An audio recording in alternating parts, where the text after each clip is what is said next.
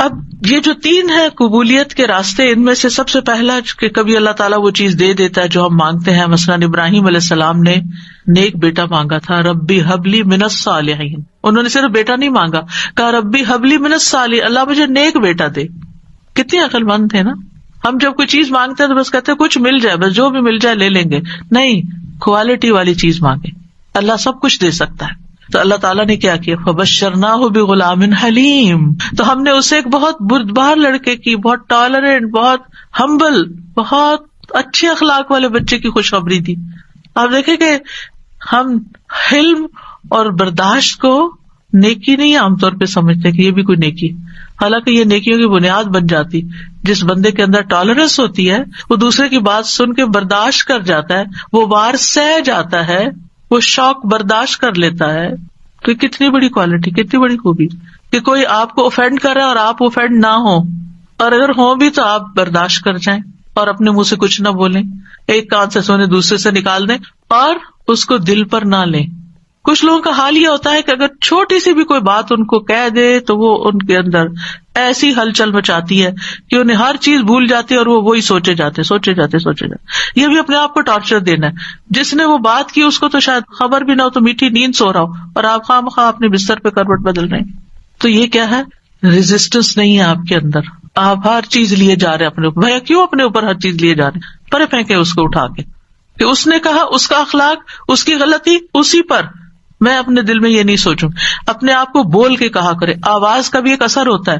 بولا کرے مجھے اس بات کو اب نہیں سوچنا، مجھے اس کو محسوس نہیں کرنا، مجھے اپنے دل میں نہیں رکھنا، اور پیٹرن بریک کر کے کچھ ایسی چیز پڑھے، کچھ ایسا کام کرے کہ بھول جائیں اس کو، اور نیکسٹ ٹائم وہ شخص سامنے آئے تو منہ بنا کے اور غصے کی آنکھوں سے مت دیکھیں، اچھے سے اسمائل کر کے دیکھیں، اچھے سے اسمائل کر کے بات کریں. آپ دیکھیں گے کہ وہ جو غصہ آیا بھی تھا نا وہ کہیں چلا جائے گا، لیکن ہم غصے کو پرورش دیتے ہیں، اس کی پرورش کرتے ہیں. کہا تھا نا اس نے، اب میں نے اس کے ساتھ یہ کرا، اندر ہی کھچڑی پکاتے رہتے ہیں، اور جب وہ شخص سامنے آتا ہے تو کوئی نہ کوئی سخت لفظ بول جاتے ہیں کیونکہ ہم بدلہ لینا چاہ رہے ہوتے. اب کیا ہے، آپ نے تو ایک لفظ بولا، ہو سکتا ہے وہ 10 اور بول دے. آپ بتائیں کیا کریں گے؟ مسئلہ تو حل نہیں ہوا، مسئلہ تو وہیں کھڑا رہا، پریشانی تو وہیں رہی، تو کیا فائدہ ہوا؟ تو اس لیے یہ حلم کی کوالٹی جو ہے، یہ برداشت کی کوالٹی جو ہے، بہت بڑی خوبی ہے. اور آپ دیکھیے کہ اگر آپ کے بچے کے اندر یہ ہے نا تو آپ بڑی خوش قسمت پیرنٹ ہیں کہ آپ اس کو ڈانٹ رہے ہیں، آپ اس کو سنا رہے ہیں اور وہ آگے سے آپ کو جواب نہیں دیتا. کتنے خوش قسمت ہیں آپ کہ آپ کا بچہ آپ کی ڈانٹ سن لیتا ہے، آپ کا بچہ آپ کا غصہ برداشت کر جاتا ہے اور پھر بھی آپ کے ساتھ اچھا سلوک کرتا ہے. یہ کوئی چھوٹی نعمت ہے، یہ ہے نیک ہونا، یہ نیکی کی علامت ہے. انہوں نے کہا اللہ نیک بچہ چاہیے، اللہ نے کہا اچھا یہ حلیم بچہ لے لو، حلم والا ہے یہ. اسی لیے تو جب انہوں نے کہا آؤ میں تمہیں ذبح کرتا ہوں تو وہ حاضر ہو گئے. ٹھیک ہے ذبح بھی کر لیں. آج آپ دیکھیں کہ بعض اوقات ہمارے بچے دنیاوی لحاظ سے بڑے کامیاب ہوتے، لیکن ایک چھوٹی سی بات ان کو کہہ دیں تو وہ اتنے زیادہ اوفینڈ ہو جاتے ہیں. تو وہ آنکھوں کی ٹھنڈک تو نہ ہوئے نا، صرف ان کی دنیاوی کامیابی ہے، وہ تو ان کے اپنے لیے ہیں دنیاوی کامیابیاں. ٹھیک ہے ماں باپ کو بھی نیک نامی سے کچھ حصہ مل جاتا ہے، لیکن ماں باپ کی آنکھوں کی ٹھنڈک اولاد کی نیکی ہوتی ہے. یہ جو ہم کہتے ہیں نا ربنا ہب لنا من ازواجنا وذریاتنا قرۃ اعین، تو ایک ایمان والے کے لیے آنکھوں کی ٹھنڈک اس میں ہوتی ہے کہ بچہ خیر اور بھلائی کے کتنے کام کرتا ہے. بہرحال ان کی دعا قبول ہو گئی. کبھی ایسا بھی ہوتا ہے کہ مانگی ہوئی چیز سے اللہ تعالیٰ زیادہ بہتر چیز آپ کو دے دیتا ہے. آپ کچھ اور مانگ رہے تھے، آپ کو مانگنا نہیں آ رہا تھا، اللہ تعالیٰ کو آپ پر پیار آیا، آپ نے چھوٹا مانگا، اللہ نے اس سے بڑھ کر آپ کو دے دیا. کئی دفعہ ہم کہتے ہیں نا کہ میں نے تو کبھی یہ سوچا بھی نہیں تھا، میں نے اتنا نہیں مانگا تھا.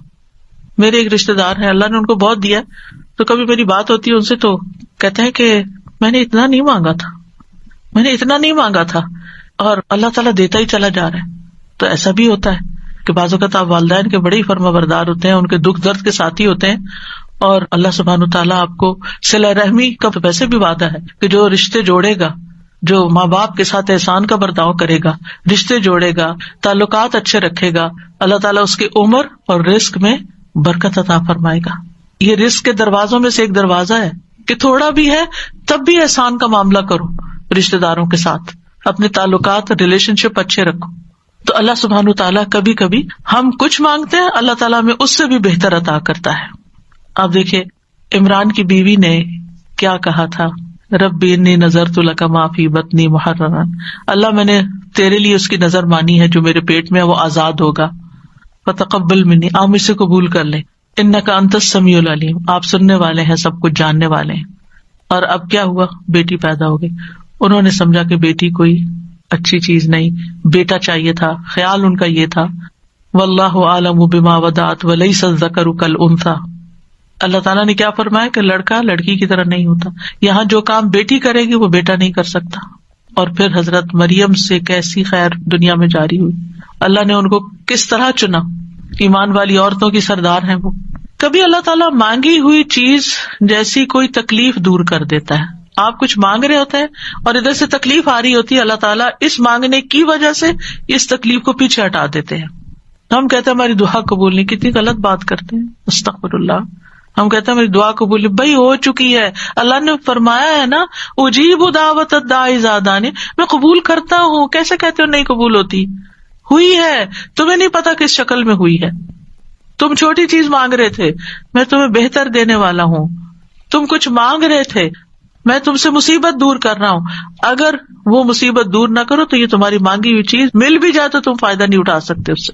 نبی صلی اللہ علیہ وسلم نے فرمایا جو مسلمان کو ایسی دعا کرے جس میں گناہ یا قطع رحمی کا کوئی پہلو نہ ہو تو اللہ اسے تین میں سے کوئی ایک چیز ضرور عطا فرماتے ہیں، یا تو فوراً ہی اس کی دعا قبول کر لی جاتی ہے، یا آخرت کے لیے ذخیرہ کر لی جاتی ہے، یا اس سے اس جیسی کوئی تکلیف دور کر دی جاتی ہے۔ صحابہ نے عرض کیا اس طرح تو پھر ہم بہت کثرت کریں گے، آپ نے فرمایا اللہ اس سے بھی زیادہ کثرت والا ہے، یعنی آپ بہت مانگو گے تو اللہ تعالیٰ اس سے بھی زیادہ دے سکتا ہے، تمہارے مانگنے سے بھی زیادہ دے سکتا ہے۔ کبھی گناہوں کا کفارہ بن جاتی ہے، حدیث میں آتا ہے وَإِمَّا أَن يُكَفَّرَ عَنْهُ مِن ذُنُوبِهِ بِقَدْرِ مَا دَعَا، یا پھر اس دعا کی وجہ سے اس کے گناہوں کا کفارہ ادا ہو جاتا ہے، ایکسپیشن ہو جاتی ہے۔ یعنی بعض اوقات ہماری نماز میں کوئی کمی رہ جاتی ہے، بعض اوقات روزے میں رہ جاتی ہے، زکوٰۃ میں رہ جاتی ہے، کئی چیزیں ہیں جو ہمارے فرائض ہیں ہم ادا کر رہے ہوتے ہیں لیکن کہیں نہ کوئی کمی ہوتی ہے اور اس کا ہمیں پتہ ہی نہیں چلتا، کبھی وضو میں کوئی کمی رہ جاتی ہے، تو ان چیزوں کا پھر کفارہ تو کرنا ہے نا، تو پھر یہ دعائیں جو ہیں یہ اس کبھی کوتاہی کا بھی کفارہ کرتی ہیں۔ پھر یاد رکھیے کہ جو لوگ مایوس ہوتے ہیں اور اللہ سے مانگتے نہیں، مانگنا چھوڑ دیتے ہیں، تو اللہ تعالیٰ نے ایسے لوگوں کی مذمت بیان کی ہے۔ اگر وقتی طور پر وہ نہیں مل رہا جو آپ کے دل میں اٹکا ہوا ہے کہ یہی ملنا چاہیے، اور پھر آپ کو نہیں ملتا اور آپ دعا مانگنا چھوڑ دیتے ہیں، تو یہ طریقہ درست نہیں۔ وقال ربکم ادعونی استجب لکم، تمہارا رب فرماتا ہے مجھ سے دعا کرو میں تمہاری دعا قبول کروں گا۔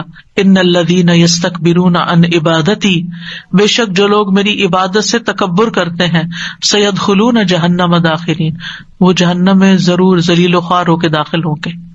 دعا روک دینا یہ سوچ کر قبول نہیں ہوتی تو فائدہ نہیں مانگنے کا، یہ کیا ہے؟ دراصل اللہ سے مایوس ہونا، نا امید ہونا اور اللہ سے ناراض ہونا، تبھی تو آپ اس کو چھوڑ رہے ہیں، پھر آپ کہاں جائیں گے؟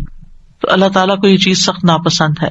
امام شوکانی رحمہ اللہ اس آیت کے بارے میں کہتے ہیں یہ آیت کریمہ اس بات پر دلالت کرتی ہے کہ دعا عبادت کا حصہ ہے، پس اللہ سبحانہ تعالیٰ نے اپنے بندوں کو حکم دیا ہے کہ وہ اس سے دعا مانگیں، یعنی دعا مانگنے کا حکم اللہ تعالیٰ نے دیا ہے۔ پھر فرمایا ان الذین یستکبرون عن عبادتی، یہ آیت اس بات کا فائدہ دیتی ہے کہ دعا عبادت ہے اور اللہ سے دعا نہ مانگنا تکبر ہے، اور اس تکبر سے زیادہ برا عمل کوئی نہیں۔